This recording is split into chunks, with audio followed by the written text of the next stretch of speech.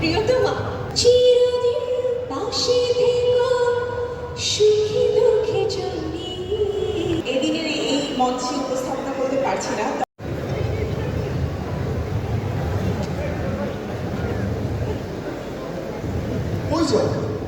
এটা হয় নাকি কুড়াল আসবে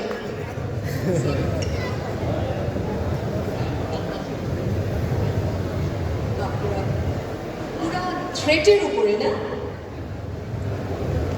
না কিন্তু অবশ্যই ভোট অফ থ্যাঙ্কস আমাকে দিতেই হবে এবং খুবই খুশির সংবাদ যে আরেকটি সংবাদ মাধ্যম আমাদের মাঝে এসেছে এই দিনের সবাইকে সকল কলাকুশলীকে আমার প্রাণঢালা শুভেচ্ছা অভিনন্দন এবং আশা করি এই দিন সঙ্গীত শিল্পীদের পাশে দারুণভাবে থাকবে এটা আশা করছি।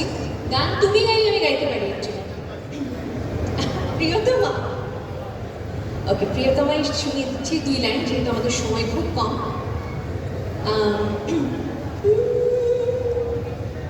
চিরদিন পাশে থেকো সুখী দুঃখে চলি অভিমানে অবদারে মায়া দিও ছড়িয়ে তুমি তুমি তুমি শুধু তোমারই উপমা তোমাকে জানিয়ে দিলাম ও প্রিয়তমা।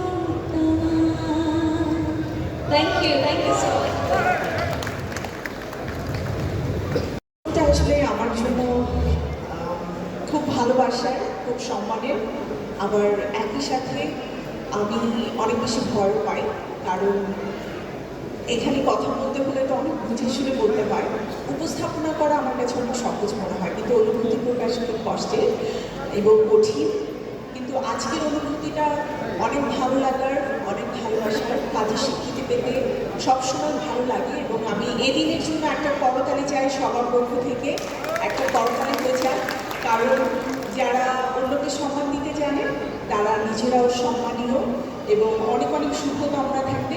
আমি চাইবো ঠিক যেভাবে এদিন এগিয়ে যাচ্ছে তার ধারাবাহিকতা থাকবে এবং সবসময় বস্তুনিষ্ঠ এবং সমসাময়িক সংবাদ প্রকাশের মাধ্যমে এদিন তাদের যে অবস্থান রয়েছে সেটাকে আরও অনেক বেশি দৃঢ় করবে এবং আমি একজন শিল্পী হিসেবে সবসময় এদিনের সাথে রয়েছি এবং ইনশাআল্লাহ এই যাত্রাপথে সবসময় সঙ্গী থাকতে চাই।